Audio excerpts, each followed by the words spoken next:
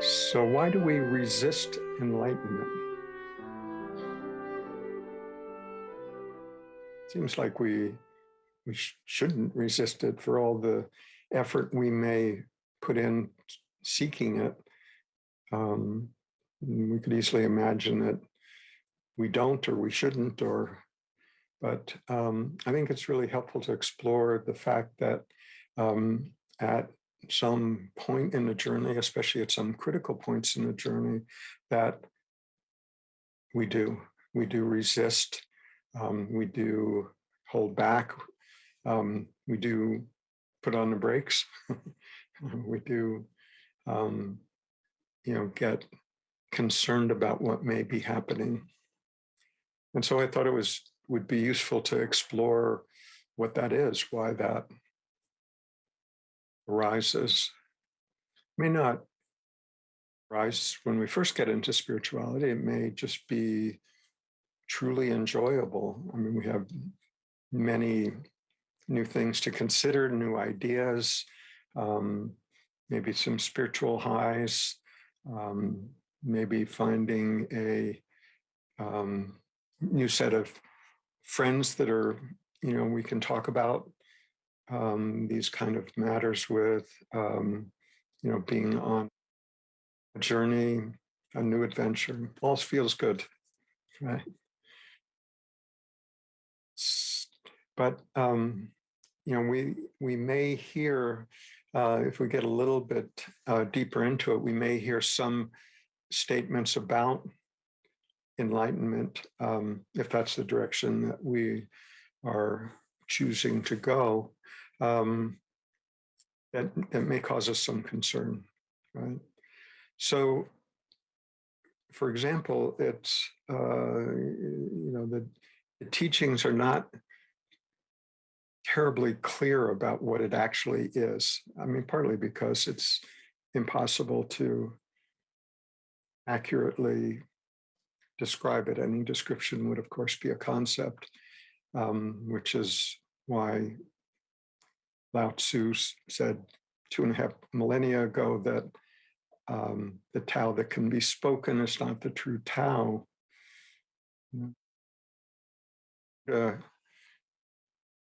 Talked about gaining nothing from his complete enlightenment.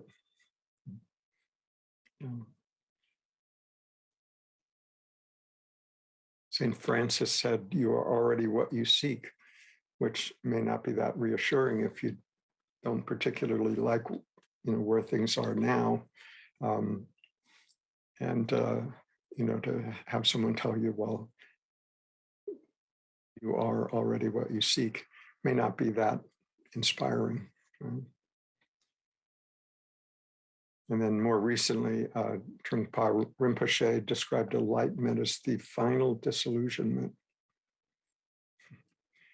So we hear these things and it may give us some caution about exactly where we're headed, whether it's because some of this terminology may not be all that uplifting, and there's a purpose for that.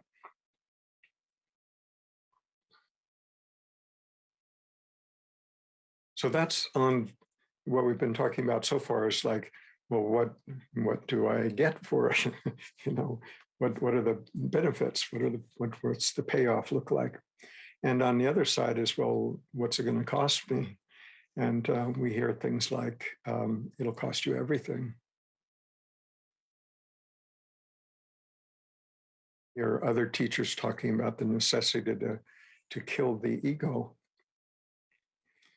It sort of raises the question about who will be there to enjoy the fruits of awakening, if that should happen.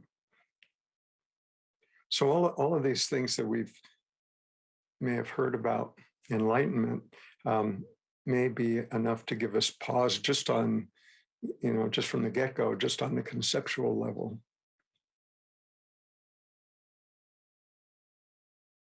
It's not like Amazon. I mean, they tell you exactly what you're going to buy and how much it's going to cost. That's the deal. We know what the arrangement is. In spirituality and on the journey to enlightenment, it's not quite that clear. There's no Better Business Bureau looking over anyone's shoulder, sort of keeping an eye on the spiritual marketplace. Doesn't seem to be anyway. And from that point of view, it's probably just what's available out in the marketplace is probably a good idea to maintain some discernment, some caution. I mean, there's a lot out there that promises a lot and delivers not so much. Especially anything that promises, many steps, step 1, step 2, and each one costing a bit more. That's worthy of being suspicious of. And then there's anything that involves a great deal of secrecy, is worthy of some caution. And then, of course, there's anything where, the organization, staff, leader, whatever, enjoys or demands payoffs in terms of the big 3: money, sex, and power. So any of those are, of course, red lights, and would right to be cautious. Okay, so we're not talking about that kind of caution. We're talking about much further down the road, when we've hopefully have received or have read about, learned about, useful practices, a useful direction to go, and we've gone far enough down that road towards awakening in that direction, wherever we think that may be. And because we can't actually know where that will lead. But if we've gone far enough down that road, we may, despite all the good times initially, that we may come to places that are more challenging, and there can be even a sense of anxiousness arise that we may be able to sort of describe in some ways or put a label on it, but probably it is not so easily defined what the origin of that is. So we may try to describe it, or say what our hesitancy is. I once knew someone who said, I really don't want to get enlightened yet because I'm still raising my kids, and I don't know what would happen if I got enlightened. I might be irresponsible. Right? The assumption, of course, is that you're a better parent if you're unenlightened and you not aware of the true nature of your existence. But we can come up with these ideas. We can say, well, if I woke up, if I let myself truly let go into my deepest essential nature, then how do I know I'd even want to go to work? Maybe I wouldn't want to earn a living. I'd end up out on the street, homeless. Or maybe more to the point, I wouldn't know, don't know who I would be, what I would do.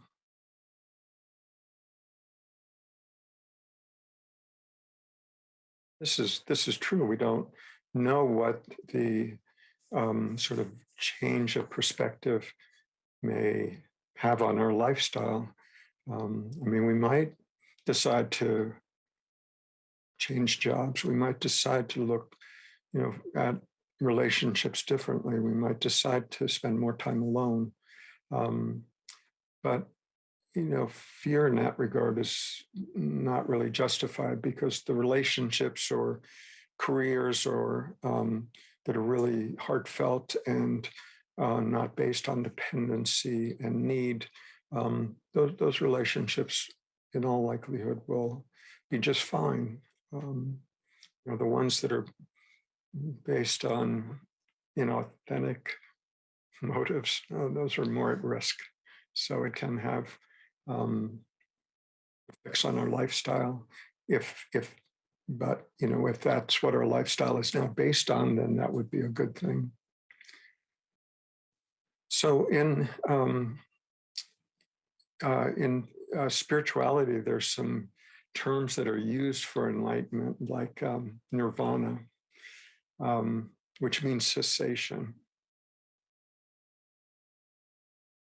Shunyata, which is a Sanskrit term that means something like the void, a term that's often used in Buddhism is the quality of emptiness. So all these terms are, have a very sort of negative connotation, and it's intentional. I think part of the intention is to weed out some, curiosity seekers, people that are just dabbling. But the other probably more significant purpose is that it removes the goal orientation of some hoped for future state that we're going from here to there. It's a little harder to desire cessation than it is to desire everlasting bliss, for example.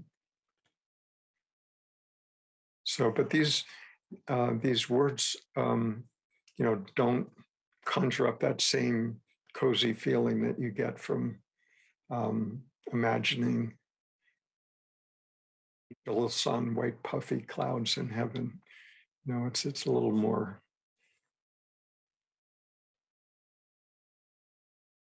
a little more real, let's say, a little more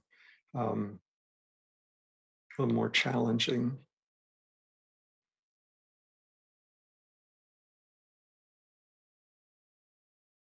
So it's just taking away the mind's tendency to want to grasp after the next thing. Before I wanted, the bigger house, but now I'm a spiritual person and I want enlightenment, right? It can still be the same movement. Why do you want enlightenment? Because I'll feel better, right? So that can be a motivation initially, but at some point we realize that it's about more than just our individual desire to feel better. We find that out because as we go further along, there are times when it can feel quite challenging, because in this journey to find out what we already are, anything that holds us in separation will be challenged. So this journey is not about accumulation of more and more positive experiences, that I'll just get happier and happier and happier, and one day I'll be so happy I'll be enlightened. The confusing part is it can feel like that for a while. It can feel like, oh, this is really working. I'm getting more peaceful. I'm getting happier. Going. And it can work like that for a while. But at some point, life asks more of us. So it's asking for, parts of ourselves that we may not have been previously willing to look at. So these can be challenging. We don't have to seek out those challenging areas of our life. Life will show us. It's good at that, And it's not, what we're talking about here, isn't it all about not enjoying the wonderful, uplifting spiritually elevating experiences that we may have. I mean, those are to be enjoyed. It's all part of life. Um, so, it's not about denying um, that experience of joy and wonder. That too. At the same time, not avoiding more challenging times. So it can be a little confusing if we've been going along thinking everything is working so well and I'm on my way. And then suddenly we hit a few speed bumps and we feel like something's gone terribly wrong. And I'd suggest that that's not the case at all. Life has its own wisdom, and each of our journeys will unfold in their own unique way. Yours won't be like anyone else's. And life seems to have this amazing ability to give us what we need when we need it. When we're able, might be a stretch, but when we're able to learn what needs to be learned next. And it seems like where we learn most is from the challenging times. The times that you can look back on later, maybe years later, and say, "Yeah, that was a tough lesson, and I'm glad I had a chance to learn it. I may not want to do it again. That's okay, but I don't regret having gone through that." So that's sort of the feeling after the fact of some of these more challenging situations. So they're not to be denied. We can't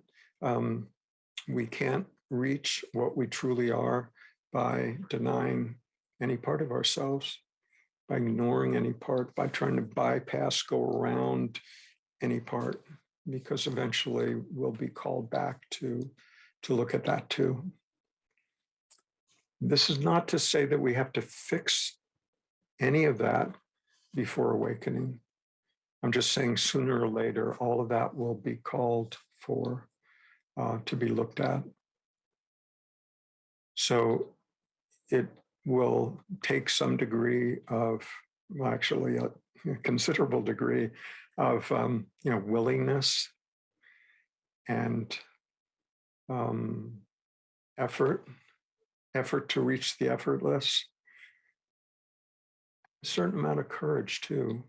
It's not the courage like, one day, you're just going to build up a head of steam and, very willfully, all at once, try to give yourself over to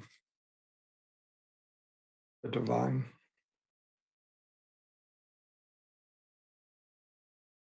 It's more like the willingness to, again and again and again, look at whatever life's offering. It's not some willful conquering of something beyond us. It's really allowing the divine to be revealed through us. It's much more of a receptive thing than having to do with conquering distant domains, right? Okay, so what pulls us forward? We talked about this hesitancy, this sense of, possible anxiousness as we begin to get some sense of what's being called for. And what's being called for is our very sense of who we are. Our very identity is being called into view, right? So in Western religions, we have this image of, at the time of death being, called up and judged, right? Called up and, to account for what we did in our life. So it's not that. It's not, putting us on a mat for self-judgment or, demeaning ourselves in with some idea of being judged by some other entity. It's not that. It's the willingness to look honestly at what that identity is, right? So what can come up, as I said, is a sense of anxiousness, fear, doubt. As we begin to get further and further along, because it's our very identity that's being called into question. That's what we're being pushed towards, is towards the recognition of our essential identity. The difficulty is that we believe there was something other than what we actually are. So there's this sense of what I am is this body mind, this form, right? The aspect, the physical aspect, the emotional aspect. That's what I am, right? If that's what we believe, as most people do, then we're vulnerable, right? Body's vulnerable physically. The emotions are certainly vulnerable. We could be hurt by the next person that shows up in front of us, next person that calls us, has an opinion about us. And we can, our own mind, we're vulnerable to, all kinds of rude and mean things that we can say to ourselves, self-judgments, right? Beliefs, memories, fears, regrets, all of that can cause us to feel vulnerable, like somehow we're missing the opportunity that life is. And life is going by, and I'm still constrained by all of these self-judgments that I somehow feel separate from. And as a physically distinct form, this body mind, we are separate.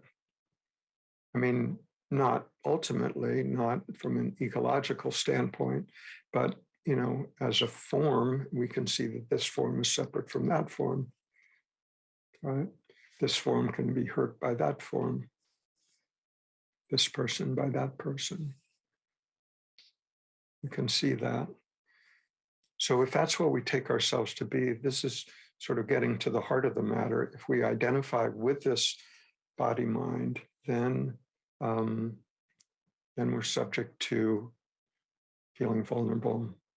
And anxiousness is a reasonable response to that.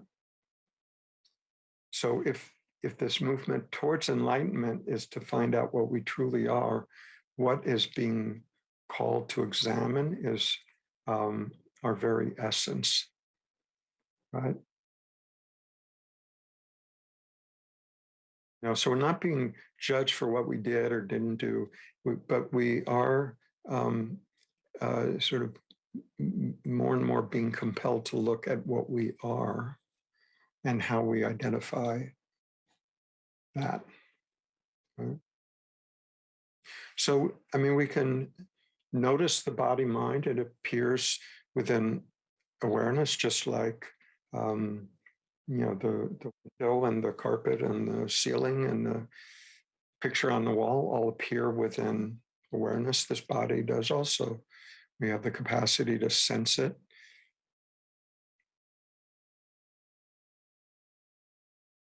feel what it feels, to look at it.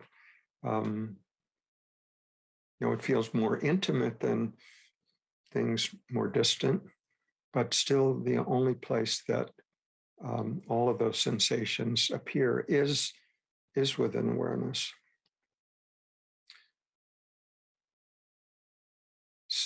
So as this investigation goes on, if that identity as this body mind starts to be challenged, it can feel like the threat to our very existence. And that's where the fear actually originates. The fear, root fear, is actually the fear of non-existence.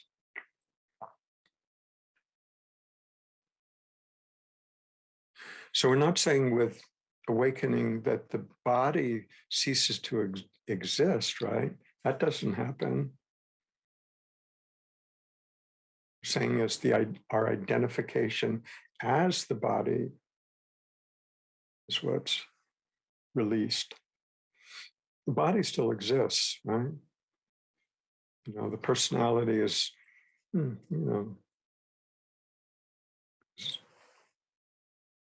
softened up a bit, but it's still very much identifiable. Our conditioning is still present. Conditioning, I'm able to speak English. That's what I was conditioned to do. Because a shift happens doesn't mean that I can't speak English, but now I can speak, I don't know, Hindu. That doesn't happen, right? So the conditioning in the body remains. In Eastern cultures, one of the images that they use is a hollow bamboo, right? So we've all probably seen a bamboo stem that looks, solid on the outside, but on the inside, it's actually completely hollow. There's no seeds in it or anything. It's just hollow. And so that's the image that is sometimes used, that the form remains, but there's not an identity within that form insisting that this is what I am. That's what is relinquished. But what's fearful is if that's what we take ourselves to be, that relinquishment feels really personal. Right? It can feel like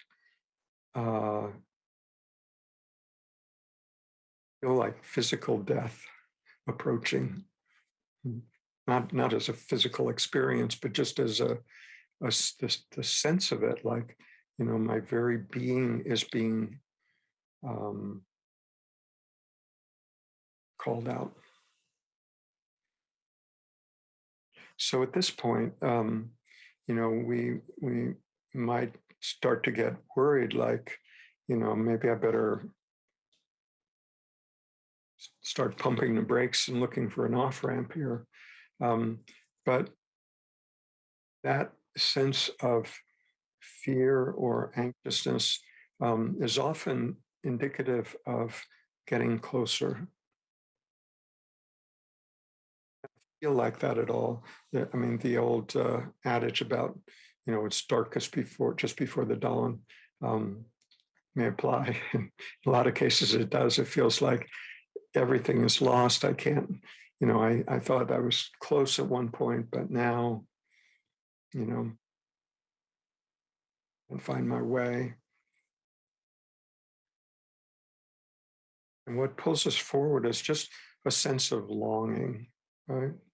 And we not know where that longing comes from, but I'd suggest that it's actually not, it can feel like a personal longing, but my sense of it is that it's actually source seeking itself.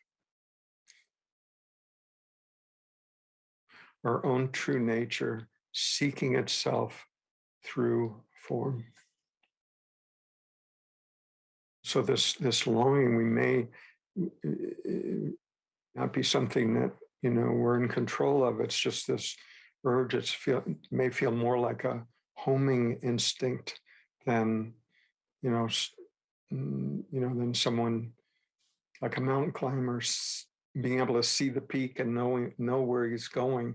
It's more like just a sense of longing, and that's can just pull us forward through whatever's happening in a way that personal will can't.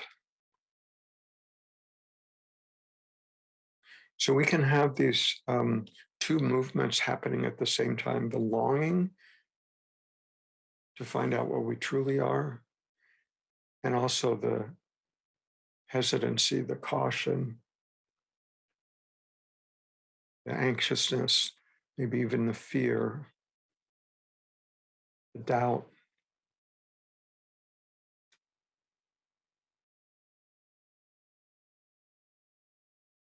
So it's really useful to see that both of these can be happening at the same time.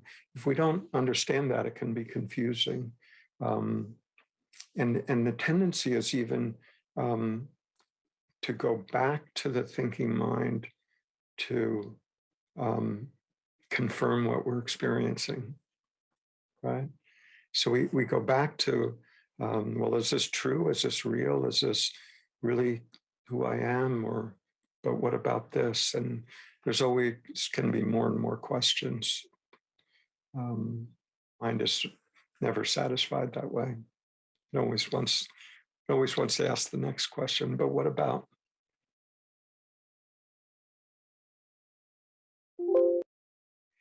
And so if you can just see that and see that the awakening is actually the recognition um, that the thinking mind isn't the final judge and jury of who we are, pretends to be. You know, we gave it that authority probably a long time ago. So it's had a lot of has a lot of seniority, right? A lot of years in that position that it's you know, the final decision maker. You know, we defer to the thinking mind to tell us what's real. And so the thinking mind doesn't like this, may have liked the earlier stages of the spiritual journey when it was more of a lark. But now, you know, things are getting a bit more serious, and the thinking mind doesn't actually care for that because you know, it's beginning to get a hint that what's at stake is its position.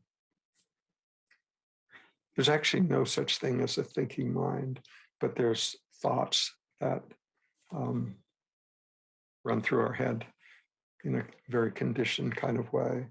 And when that pattern of thoughts is challenged, um, other thoughts can come up that are,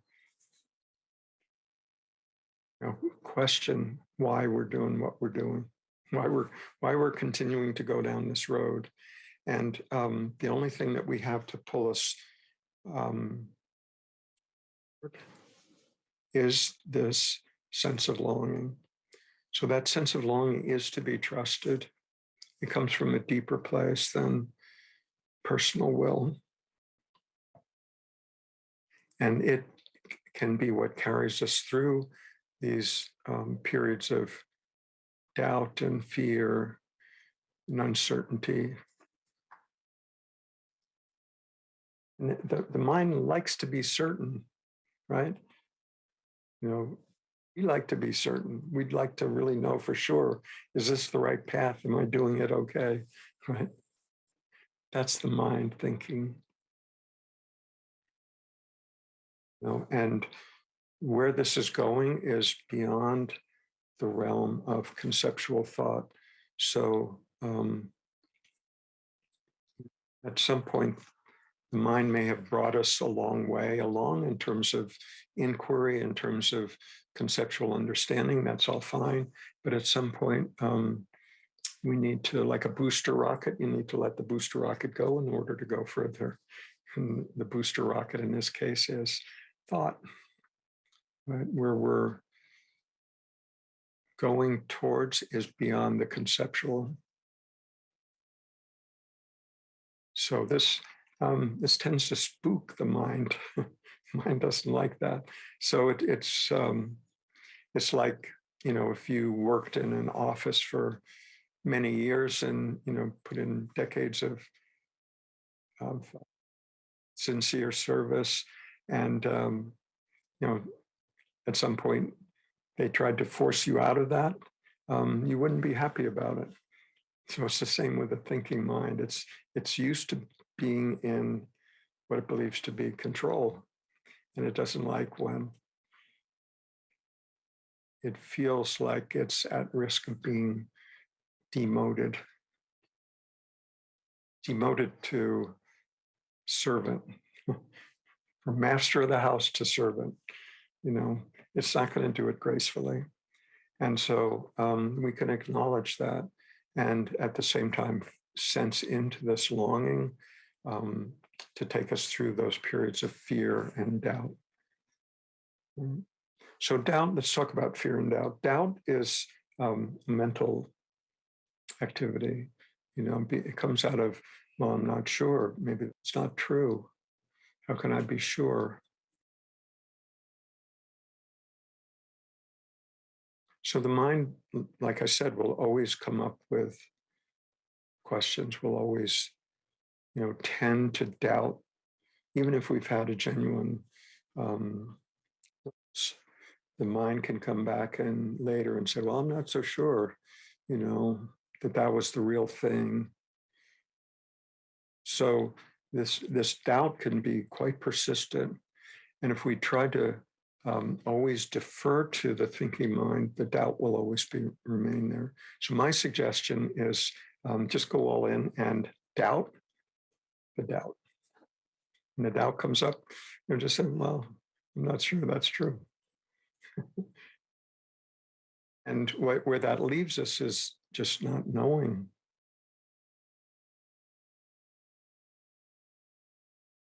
And that not knowing is a much more open feeling, much more receptive feeling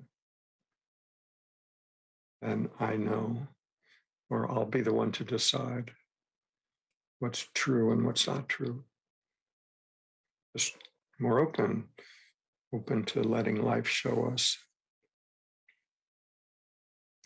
The other movement can be fear when we get into this territory. And fear can be an indicator that we're getting close because where we take ourselves to be, our very existence is coming into question. Who we are is fine, always been fine, always will be fine. So nothing ultimately is at risk, but it can feel like it is if we take ourselves to be this body-mind. It's a package. So this fear can come up if we feel that sense of existence is being challenged, is being called into question. And that fear is more complex than a mental activity like doubt. But fear can, include thoughts, it can include emotions, it can include bodily sensations.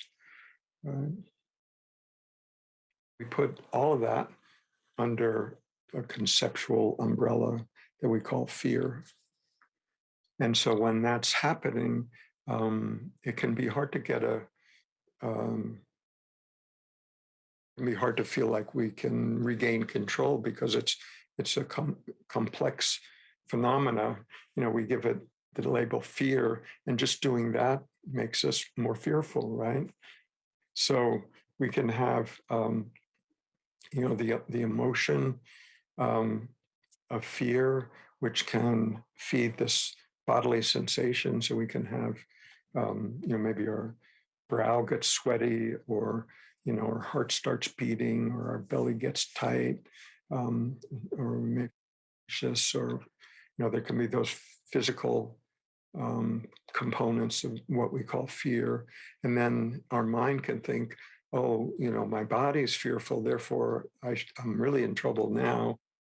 I can, get some more, intense thoughts going, and then that affects my emotional state, which again affects my physical state, and so it goes. It can be this circular feeding frenzy. And if we try to stop that, if we try to regain control of the mind, then again, we're just fighting thought with thought. The more helpful thing to do is to, first of all, recognize that this is all happening with an awareness. That probably won't be sufficient, but it's worth a try. Okay, the other more practical maybe thing to do in such a situation is to look at the actual components that are happening. So yeah, the mind might be in turmoil, might be just running on. So we can just ask ourselves the question: can I be okay with that? We're not saying, do I like it or do I love it? But it's important not to try to make it stop, because that's counterproductive. But just, am I okay with it? Can I be with that? Just the mind is busy. Okay, it's going to do whatever it does, think whatever thoughts it does. Okay. Can I be okay with that? So whatever's asking that question is not the busy mind. So we've introduced our awareness of something that is other than what seems to be consuming as this busy mind. We're not saying, we're not doing it to get rid of the busy mind. We're just being okay with it. It's not like we're being okay with it forever. It's like, in this moment, am I okay with having a busy mind? Yes or no? If the answer is no, the mind gets busier. Sort of like a feedback mechanism there. And then we can do the same with these other sensations. Am I okay with my brow sweating? Am I okay with my heart pounding? Is that okay? Not forever. I don't have to like it, but am I okay with it? Am I willing to allow that to be as it is in this moment? And just take your time with it. Just go whatever sensations arise one at a time. So that's just a practical way we can we can deal with this sensation of fear.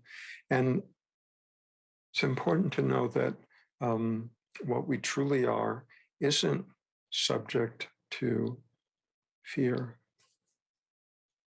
Fear is a bodily sensation, mind body. Right? The awareness is not afraid.